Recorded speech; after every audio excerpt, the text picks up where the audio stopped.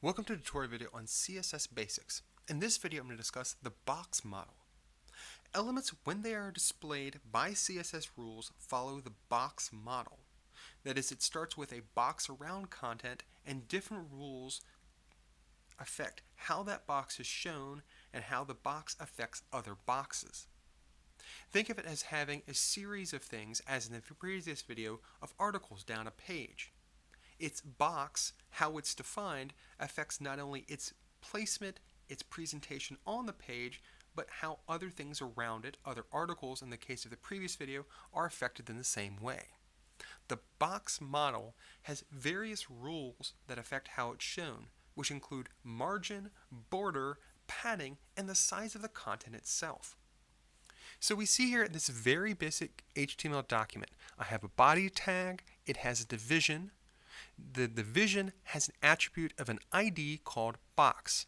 The content, this is some content right here on line 8, is all the content that's within this file. Let's go look at the CSS. Within the style.css file, the color of this text should be black. The background color should be pink. Its width should be 30 pixels. Its border should be 30 pixels solid purple. Padding should be 30 pixels and margin should be 30 pixels.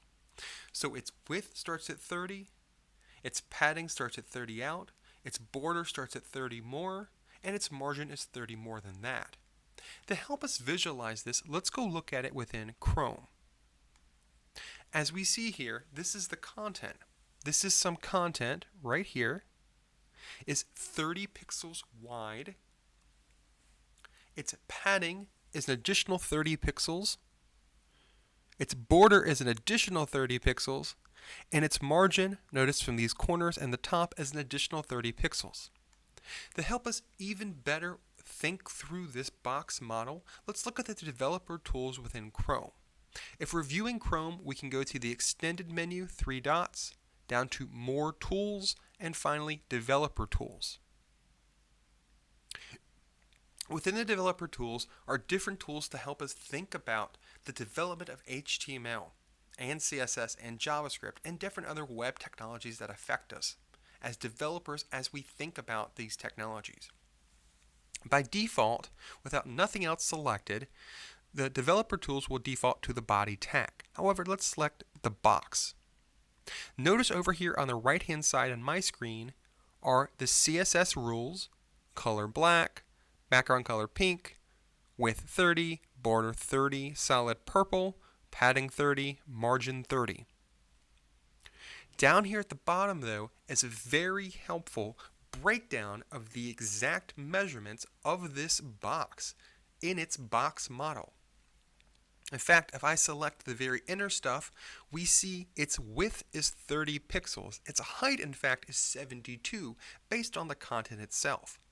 Moving out from the content to padding, notice it's selected at the very here at the top here, is 30 pixels because that's what we set it to.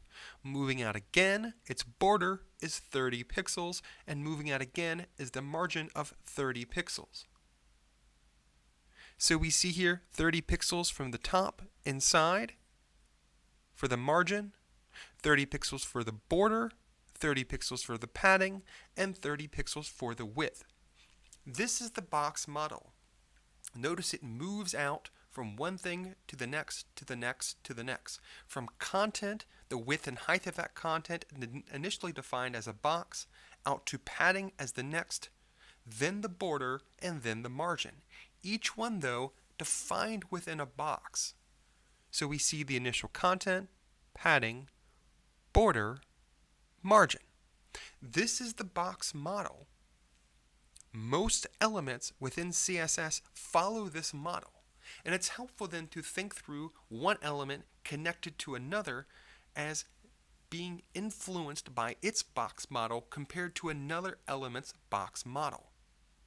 So we can see these moving through these, from the inner to the padding to the border to the margin, each one 30 pixels, as we saw in the code itself. Width is 30, border is 30, padding is 30, margin is 30. This is the box model. Thanks for watching.